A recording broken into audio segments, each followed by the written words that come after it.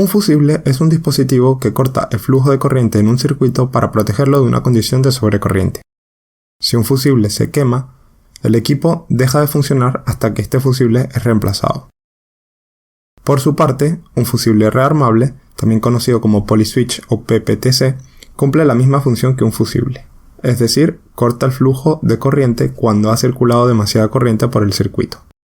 Sin embargo, este difiere principalmente en el hecho de que puede ser rearmado para que el equipo vuelva a funcionar una vez la situación de corriente se ha solventado.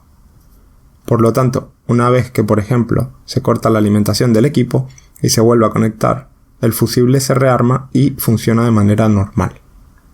El uso principal de estos fusibles reseteables es en aquellos dispositivos en los que la condición de sobrecorriente es propensa a darse por una mala manipulación del usuario. También son comúnmente usados en la protección de altavoces. Algunos de estos ejemplos pueden ser, por ejemplo, una Raspberry Pi, un Arduino o cualquier dispositivo en el que es propenso a que el usuario cortocircuite alguna de las líneas de alimentación. Algunas de las diferencias más importantes entre los PPTC y los fusibles convencionales, aparte del hecho de ser rearmables, es que los PPTC dejan pasar una corriente muy baja cuando están en corte, a diferencia que los fusibles convencionales que cortan totalmente la corriente una vez que se queman.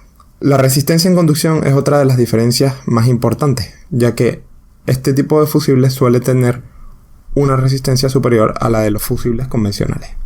Los fusibles rearmables también tienen un uso más limitado, ya que están reducidos en el rango de corrientes y de tensiones que pueden soportar.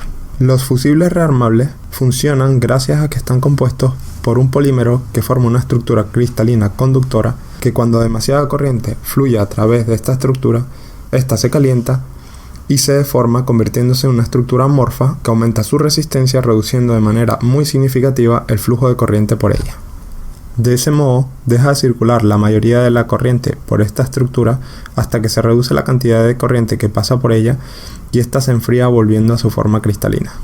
A la hora de seleccionar un fusible rearmable, existen varias características eléctricas a tener en cuenta.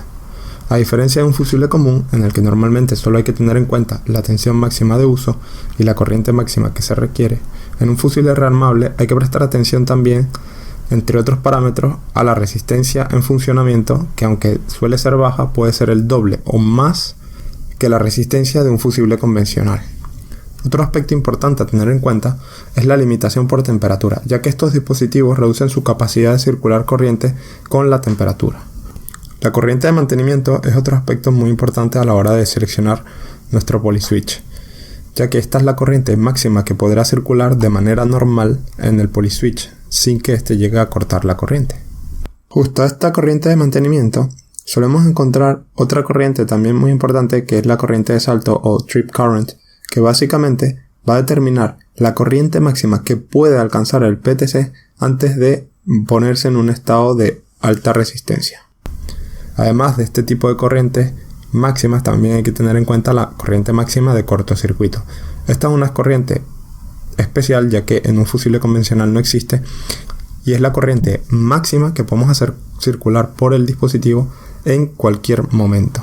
Es decir, si superamos esta corriente máxima, ya el dispositivo se daña, no va ni siquiera a cortarlo.